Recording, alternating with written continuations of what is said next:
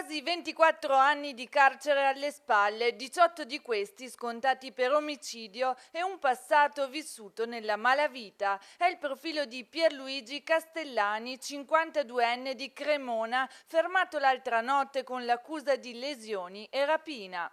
È lui il sospettato rapinatore seriale colpevole delle 6 aggressioni avvenute a Padova, ma solo una di queste, l'ultima, è stata confessata.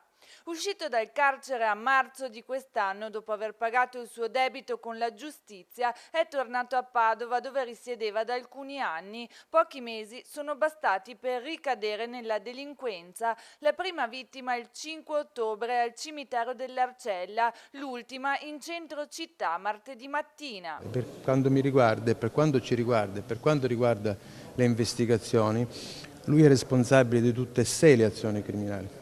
I rapporti saranno chiaramente presentati all'autorità giudiziaria che, come sempre, serenamente vaglierà il tutto.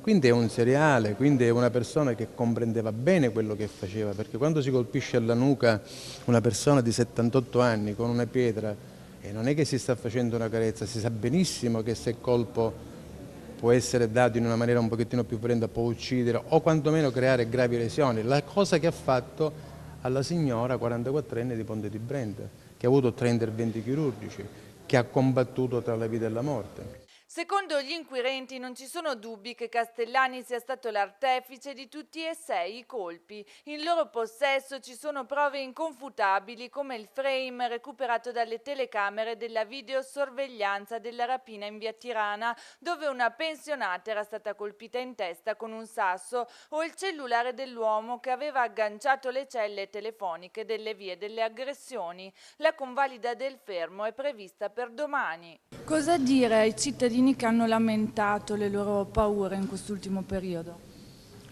Quello che bisogna dire ai cittadini è quello che abbiamo fatto. Chiaramente questa volta veramente per fatti del genere la sicurezza si è un pochettino abbassata, il senso di sicurezza del cittadino, giustamente perché c'era un seriale in giro che colpiva a tradimento e che colpiva in maniera feroce.